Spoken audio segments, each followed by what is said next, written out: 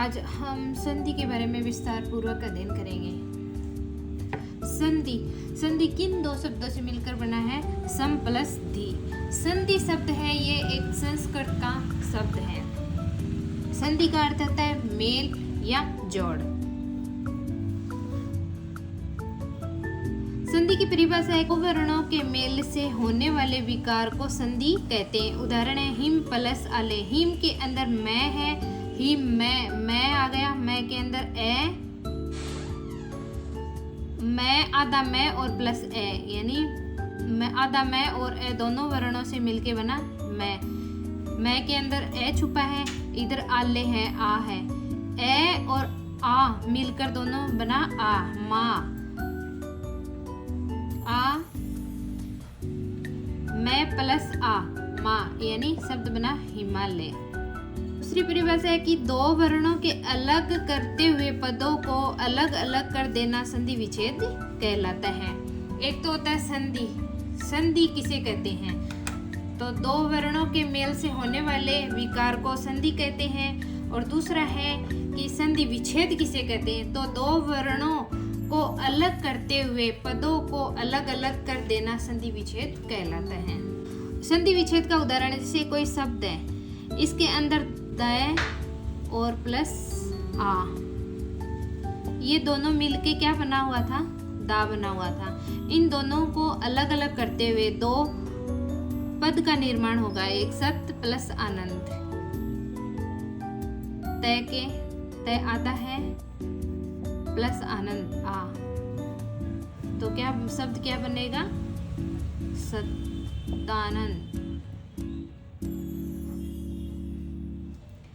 संधि तीन प्रकार की होती है, स्वर संधि, व्यंजन संधि और विसर्ग संधि।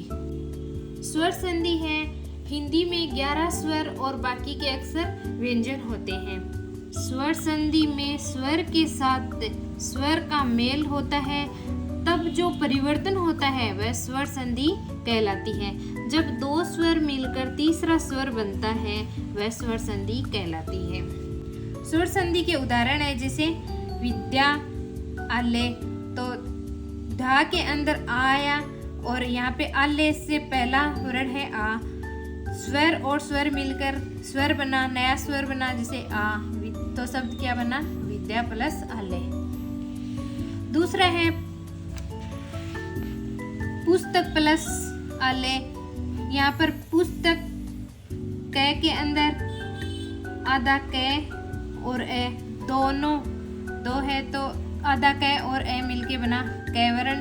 और फिर आले के अंदर है आ, ए और आ दोनों मिलकर बना आ, तो इसके नया शब्द का निर्माण होगा पुस्तकालय। का के अंदर क्या बना? क प्लस आ, का, प्लस काले, पुस्तकालय। तीसरा है भानु दे।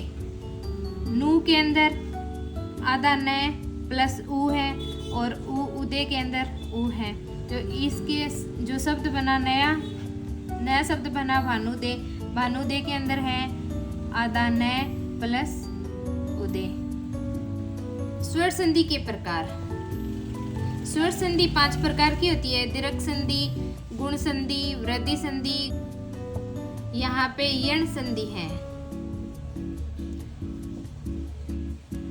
अयादि संधि। दीर्घ संधि।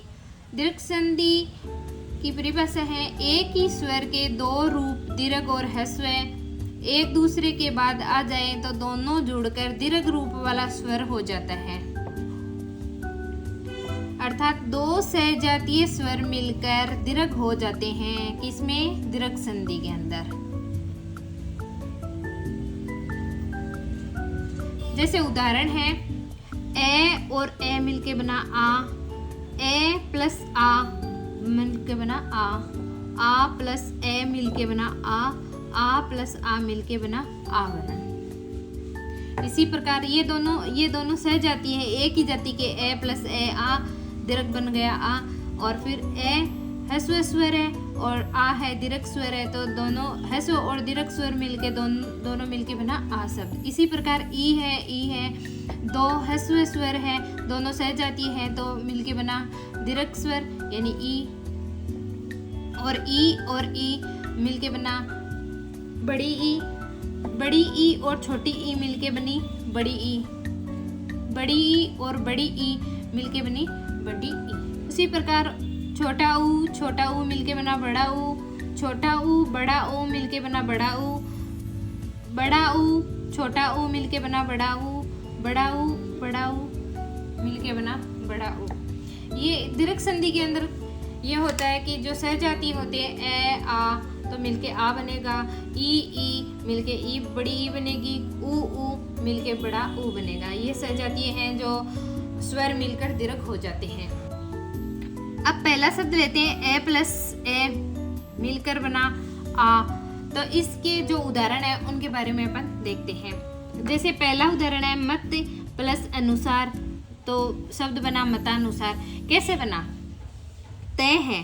तय वर्ण के अंदर क्या क्या होता है? जैसे एक वर्ण होता है, ये संपूर्ण वर्ण होता है, लेकिन ये जो संपूर्ण वर्ण है इसके अंदर क्या मिला होता है? आधा तय होता है और ए मिलके बनाता है। व्यंजन और स्वर दोनों मिलकर जो व्यंजन बनता है, जो संपूर्ण व्यंजन बनता है वो तय और ए मिलकर ही बनता है। वरना इस तय को हम आधा ही अक्सर बोलते हैं, क्योंकि इसके ये व्यंजन तो है लेकिन इसके अंदर स्वर नहीं है, इसलिए ये संपूर्ण तय नहीं है। संपूर्ण तय तभी बनेगा जब इसके व्यंजन के साथ में स्वर जुड़ेगा, तब तय है। तय पूरा तय है यानी संपूर्ण वर्ण है, तो तय और ए यानी इस ए से इस ए को जोड़ा तो बना आ। तो इसमें तय के आधा तय के अंदर आ को जोड़ा जाएगा तो क्या बनेगा? ता। यहाँ पर ता शब्द आया मतानुसार। इसी प्रकार आगे शब्द है देव प्लस अर्चन, देवार्चन। इस व के अंदर ए और व और ए दोनों शब्द हैं। ए यहाँ पर है, ए और ए मिलके बना आ, तो व के आधा व के अंदर आ मिला दिया जाए तो क्या बनेगा? वा, देवार्चन। इसी प्रकार आगे सूर्य प्लस अस्त, सूर्यास्त। सत्य प्लस अर्थी, सत्यार्थी। स्वर प्लस अर्थी, स्वार्थी। अब दूसरा है ए और आ मिलकर बना आ के कुछ उदाहरण देखिए। सुप प्लस आरंभ, ये सुभ है, इसके अंदर क्या क्या छुपा होता है? आधा भय और ए। यहाँ पे क्या है? आ। और ये ए और आ दोनों मिलकर क्या बना? आ शब्द बना। तो भय के अंदर भय को आ से जोड़ा जाएगा तो क्या बनेगा? भा शब्द बनेगा। तो यहाँ पर क्या बना? शुभारंभ। भा के अंदर भय, आधा भय और आ यानी शुभारंभ। दूसरा है ते प्लस आग्रह है, ये है, ये आधा ये प्लस ए है। ए यहाँ पे आ गया, आ यहाँ पे है। ये ए और आ दोनों मिलकर क्या बनेगा? आ बनेगा। तो ये जो ये है, ये शब्द है, इसके अंदर आ स्वर से जोड़ा जाएगा तो क्या बनेगा? या। तो चौथा उदाहरण है नील प्लस आकाश, नीलाकाश। पांचवा उदाहरण है से प्लस आनंद, सानंद। से जो ये से वर्ण है इसके अंदर से, आधा से और ए दोनों मिलकर क्या बना? से वर्ण बना। और आनंद के अंदर क्या आया? आ ना है सानंद। आ प्लस ए आ। कुछ उदाहरण इसके भी देखिए, जैसे कदा प्लस एपी। दा है, दा के अंदर दे और आ। एपी के अंदर ए, तो आ और ए दोनों मिलकर क्या बना? आ बना। इस दे जो व्यंजन है इसके अंदर आ स्वर को जोड़ा जाएगा तो क्या बनेगा? दा बनेगा। दा कदापि। इसी प्रकार कुछ अन्य उदाहरण देखिए। विद्या प्लस अर्थी, विद्यार्थी। सीमा प्लस अंत, सीमांत। परीक्षा प्लस अर्थी, परीक्षार्थी। शिक्षा प्लस अर्थी, शिक्षार्थी। आगे चौथा पॉइंट देखिए, आ प्लस आ बराबर आ। विद्या प्लस आले। धा के अंदर क्या है? आ है। और आले के अंदर क्या है? आ है। तो इन दोनों आ और आ दोनों मिलकर क्या बना? आ। विद्या प्लस आले, विद्यालय। वार्ता प्लस आले, वार्तालाप। महा प्लस आत्मा, महात्मा। महा प्लस आसे, महासे। दया प्लस आनंद, दयानंद। इसी प्रकार कुछ पांचवा पॉइंट है ई प्लस ई बराबर बनेगा बड़ी। कुछ उदाहरण देखिए इनके। कवि प्लस इंद्र कविंदर, मुनि प्लस इंद्र मुनिंदर, अति प्लस ईव अतीव, रवि प्लस इंद्र रविंदर, कपि प्लस इंद्र कपिंदर। तो पहला उदाहरण जैसे देखिए कवि है, ये क्या है, कवि प्लस इंद्र।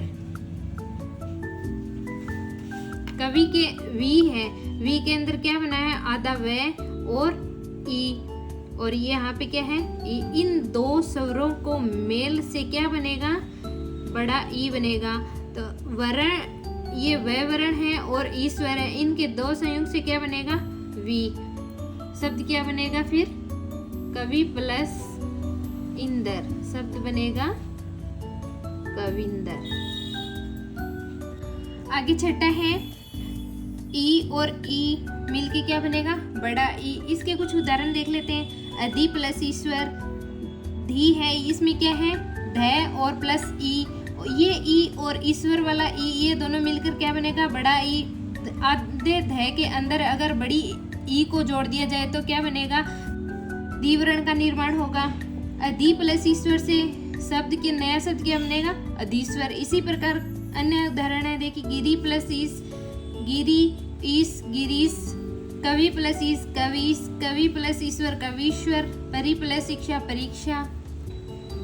सातवां है ई प्लस ई, दोनों मिलकर क्या बनेंगे, बड़ी ई बनेंगे। जैसे उदाहरण है मही प्लस इंद्र महिंदर। ही शब्द है, ये जो ही शब्द है इसके अंदर क्या क्या है, एक तो आधा है और दूसरा है बड़ी ई।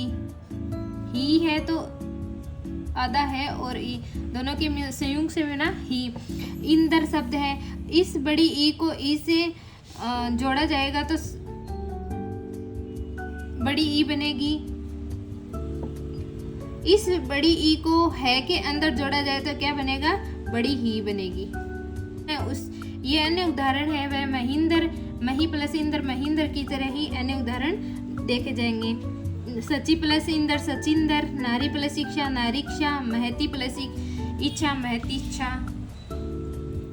अब 8वां पॉइंट है ई और ई, इस संयुक्त से क्या बनेगा, बड़ा ई बनेगा। रजनी प्लस इस, रजनी के अंदर नी शब्द है, न के अंदर क्या है, नी के अंदर क्या है, आधा न और प्लस बड़ी ई। इस के अंदर क्या है, बड़ी ई। बड़ी और ई, बड़ी ई और बड़ी ई दोनों के संयोग से क्या बनेगा, बड़ी ई ही बनेगा। नए के अंदर ई को जोड़ दिया जाएगा तो क्या बनेगा, नी बनेगा। तो नया जो शब्द बनेगा रजनी प्लस ईस से, वह शब्द होगा रजनीश। इसी प्रकार अन्य उदाहरण है जैसे जानकी प्लस ईस जानकीस, सती प्लस ईस सतीश, नदी प्लस ईस नतीश, गौरी प्लस ईस गौरीश। 9वां पॉइंट है ऊ प्लस ऊ, दोनों मिलकर क्या बनेंगे, बड़ा ऊ बनेंगे। जैसे ये भानु है, उदय है, भानु के अंदर क्या आया, नए वर्ण और ऊ स्वर। उदय के अंदर क्या आया, छोटा ऊ। तो ऊ और छोटा ऊ दोनों मिलकर क्या बनेंगे, बड़ा ऊ बनेंगे। इस नए को अगर बड़ा ऊ से मिलाया जाए तो क्या बनेगा, बड़ा नू बनेगा। तो इसी प्रकार भानु प्लस उदय से कौन सा शब्द का निर्माण होगा, भानुदय का होगा, जिसमें नू है वो बड़ा होगा। इस भानुदय की तरह ही अन्य उदाहरण है जैसे सु प्लस सूक्ति सूक्ति, गुरु प्लस उपदेश गुरुपदेश, लघु प्लस उत्तर लघुतर, साधु प्लस उत्सव साधुत्सव। 10 नंबर का पॉइंट है छोटा ऊ और बड़ा ऊ मिलके क्या बनता है, बड़ा ऊ बनता है। इसके कुछ उदाहरण देख लेते हैं। जैसे लघु है, इस घू के अंदर क्या है, आधा घ है और छोटा ऊ है। ये उर्मी है, उर्मी में क्या है, बड़ा ऊ आया। तो ऊ, छोटा ऊ और बड़ा ऊ दोनों मिलकर क्या बनेंगे, बड़ा ऊ बनेंगे। और फिर ये आधा घ है और बड़ा ऊ दोनों मिलकर क्या बनेंगे, बड़ा घू बनेगा। यानी जो शब्द बनेगा वो क्या बनेगा, लघुर्मी बनेगा। दूसरा उदाहरण है धातु प्लस उष्मा धातुष्मा। जैसे लघुर्मी बना उसी तरीके से धातुष्मा बनेगा, सिंदूर्मी बनेगा, बहु धर्म बनेगा, अंबूर्मी बनेगा। 11वां पॉइंट है कि बड़ा ऊ और छोटा ऊ दोनों मिलकर क्या बनेगा, बड़ा ऊ बनेगा। उसके कुछ उदाहरण है इस तरह देखिए, स्वयंभू, ये भू शब्द है, इसके अंदर ये जो बड़ा, ये भू है ये बड़ा है, तो आधा भय प्लस बड़ा ऊ और उदय के अंदर क्या आया, छोटा ऊ। ये बड़ा ऊ और छोटा ऊ दोनों मिलकर क्या बनेगा, बड़ा ऊ बनेगा। बड़ा ऊ, फिर अपने पास जो वर्ण रहे वह क्या रहे, आधा भय प्लस बड़ा ऊ।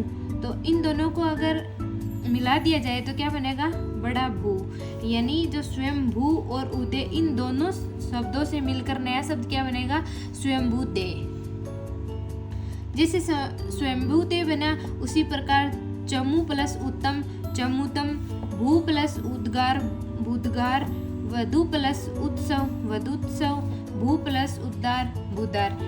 12वां पॉइंट है बड़ा ऊ और बड़ा ऊ दोनों मिलकर क्या रहेगा, बड़ा ऊ ही रहेगा। यानी इनके कुछ उदाहरण है, जैसे भू है, भू के अंदर आधा भय प्लस बड़ा ऊ और ये ऊर्जा है, इसमें क्या आएगा, बड़ा ऊ आएगा। ऊ और ऊ दोनों मिलकर क्या बनेगा, बड़ा ऊ। ये भय शब्द है, भय वर्ण है। भय वर्ण के साथ में ऊ स्वर लगा दिया जाए तो क्या बनेगा, बड़ा भू। यानी भू प्लस ऊर्जा से नया शब्द बनेगा भूर्जा। इसी भूर्जा की तरह ही वधु प्लस उर्मी वधुर्मी, सरयू प्लस उर्मी सरयुमी और भू प्लस उष्मा भूष्मा। आज के लिए बस इतना ही गाइस। आई होप ये वीडियो आपको अच्छा लगा हो। Please don't forget to subscribe my channel. अगर आपको ये वीडियो अच्छा लगा हो तो प्लीज़ वीडियो को लाइक करें, शेयर करें अपने फ्रेंड्स को